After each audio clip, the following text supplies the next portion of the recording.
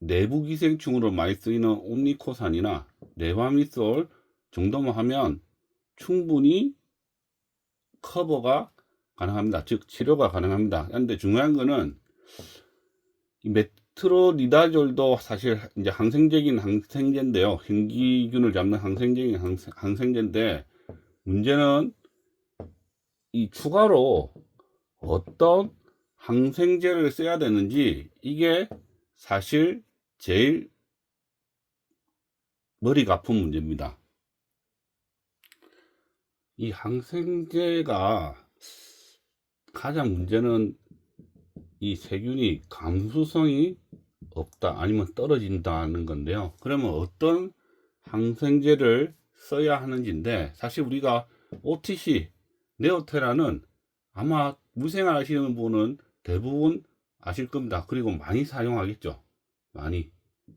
너무 많이 사용하죠. 그래서 OTC나 네오테라에는 사실 내성이 엄청 많습니다. 그리고 클로람페니콜, 요즘은 사용을 안 하죠. 대신 나온 게 프로누페니콜인데, 아무튼 지금 현재 우리가 머릿속에 있는 항생제는 사실 감수성이 너무 떨어져서 세균성 질병의 치료 효과가 치료가 잘 안 됩니다. 그래서 어떤 항생제를 소개를 시켜 줘야 되긴 되는데요. 제가 약 파는 사람도 아니고 해서 좀 하여튼 조심스럽지만, 요 두 개 항생제를 좀 눈여겨보세요. 속이 아닙니다. 그냥 눈여겨만 보세요. 시프로, 프록삭신, 비슷한 게 엠프로삭신이라는 이 항생제도 나오는데요.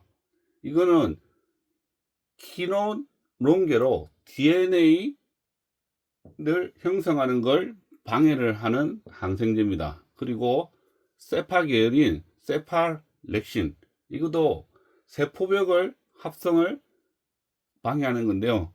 우리가 처음 들었네? 그러면 다른 사람도 사용을 안 했겠죠. 그래서 사실 이런 다른 사람이 사용 안 하는 항생제는 어떨까요? 다른 사람이 안 사용했으니까, 잘 모르니까 감수성이 뛰어나겠죠. 즉 세균성 질병의 치료 효과가 뛰어날 겁니다. 그래서 아무튼 여기는 제가 좀 약간 버벅거리는데요. 아무튼 항생제를 사용했을 때 우선은 내가 가지고 있는 항생제를 일단 치료를 하시고요.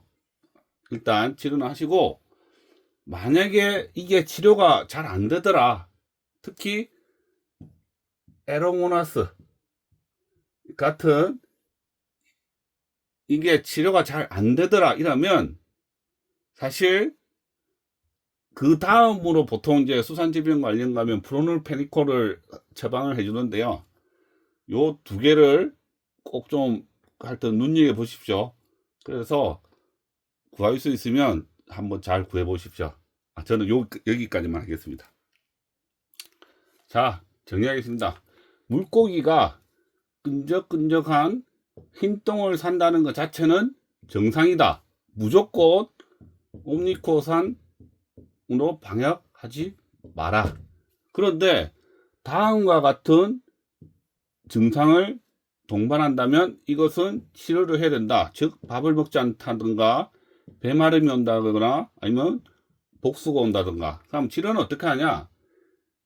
내부가 문제이기 때문에 약밥을 한다, 또는 경구 투여를 한다. 근데 물고기가 너무 작다, 그래서 할 수가 없다, 아니면 밥을 안 먹는다, 그러면 어쩔 수 없이 약욕을 할 수밖에 없다. 그럼 어떻게 치료하냐? 가장 확률이 높은 메트로니다졸, 즉 항원충제로 치료를 하고, 더불어 항생제를 같이 써라. 물론 메트로니다졸도 현기성 세균에 대해서는 항생제로 많이 쓰이지만 별도의 항생제를 쓰는 게 더 좋다. 그리고 플러스 옴니코살이나 네바미솔로 같이 치료를 해주면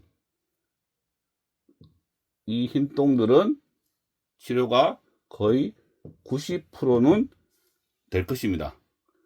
나머지 10%는 사실 원인이 없다고 알려져 있습니다. 오늘은 물고기 흰똥에 대해서 알아봤습니다. 긴 시간 시청해 주셔서 감사합니다. 오늘은 여기까지 하겠습니다. 즐거운 물생활 되세요.